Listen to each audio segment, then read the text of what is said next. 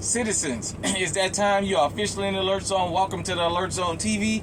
I'm the Wizard Uncle James. I would love for you guys and girls to be active citizens of the Alert Zone TV. You guys and girls already know how to do that. Hit the subscribe button. Hit the like button. Hit the subscribe button.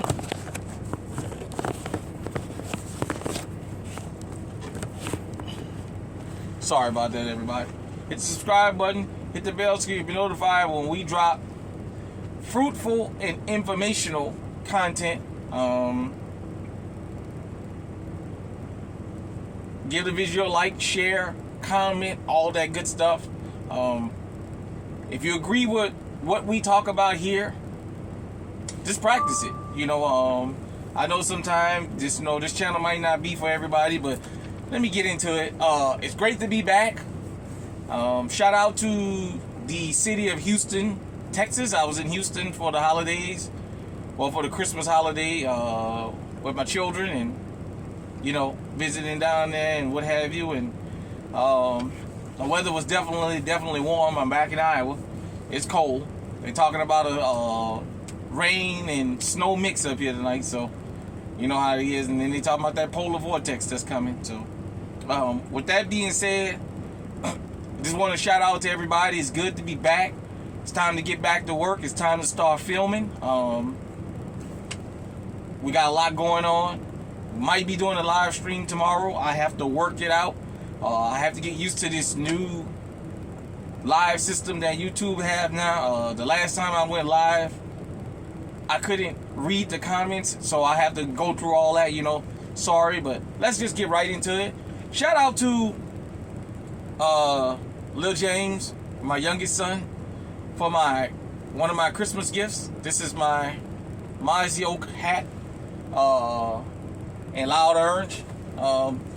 Definitely, they know I like to be out in the woods, so he wanted to make sure his dad is protected. With that being said, I wanted to talk about something that I think is very, very important.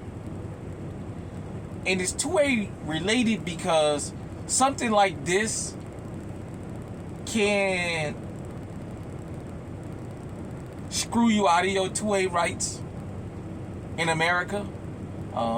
And before anybody comment about it, this is for legally owned people. I know about, we just do it legal here. You guys know what I'm talking about. I'm talking about for law-abiding citizens. We just got to have this talk. Because a lot of times we talk about people that's criminals. We talk about felons, but a lot of times what we never think about is how many people are felons through entrapment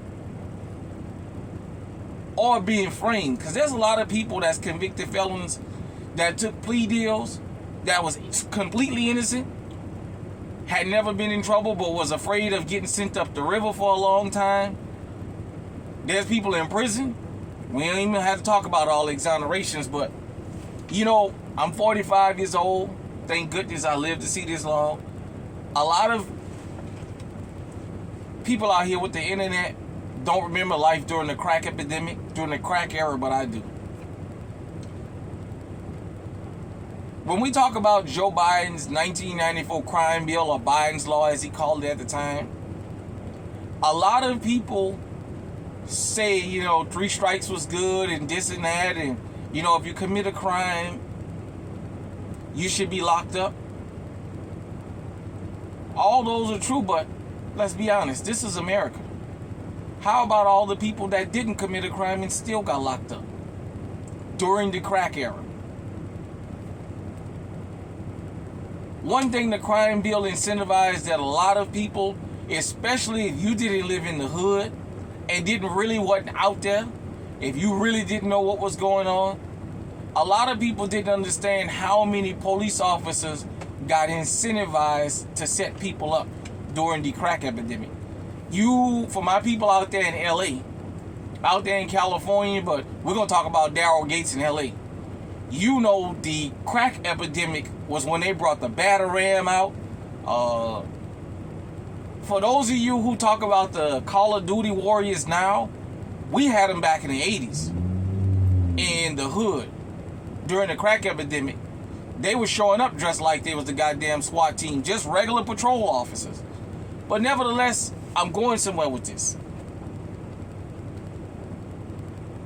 The addicts, the dealers, and just people that lived in the neighborhood, a lot got sent to prison. A lot of them got their record destroyed just for one felony that they turned out to not be guilty of. A lot of them got entrapped by people approaching them, trying to sell them things and coaching them in. And the power of persuasion is a mud, whether you believe it or not. But we don't think about all the underhanded tricks that was done to unsuspecting people. And this is across the board when it came to crack. Because it wasn't just black folk. Everybody else was getting it too. Just not on the level we was getting it on.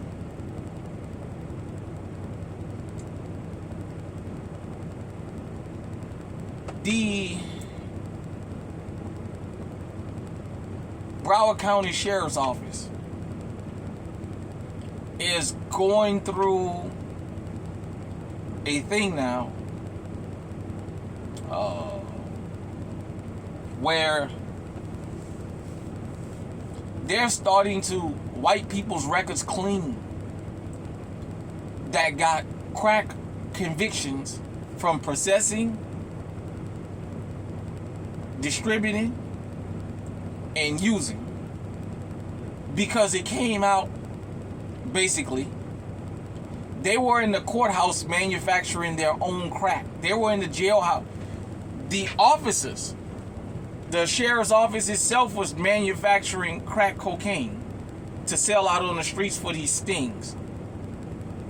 The way the rules is supposed to be is you're supposed to catch people, confiscate the real dope, and either sell them fake dope or drugs that's confiscated.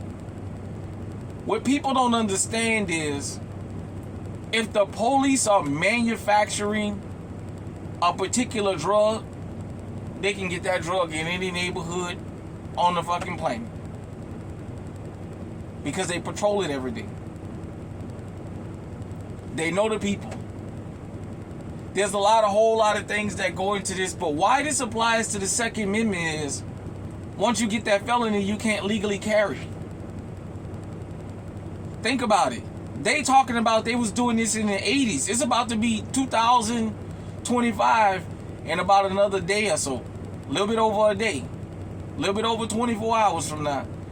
It'll be a whole nother year. It'll be 2025. And they talking about wiping people record clean that got entrapped back in the 80s. These confidential informants that was working for law enforcement, what law enforcement manufactures drugs, do you understand that not only was these drugs being used in stings, these officers was out here selling this shit. If you're not a part of the street life or you've never been around that, you won't know it. I'm telling you, you can't have guys. Let's just get real for a minute. You can't have guys and girls stand on the corner every day for 3, 4, 5, 6, 7, 8 years selling drugs, not be locked up without life, without parole, and allowed to be out there every day. How they get to be out there? If you've never lived in the hood, you don't understand. Every other damn car is a damn police car. We heavily policed. Believe me, they know everybody. They know your walk. They know your talk. They know how you like to dress. They know your voice. They know a lot about what you wear. If you the one that change clothes and take care of your hygiene every day, or if you one of these dudes that be out there slinging with the same shit on for 2 or 3 days, they know all this about you. And I'm telling you because I've had interactions back in the days when Unc was out there. When Unc was outside with law enforcement. And I had him tell me all this.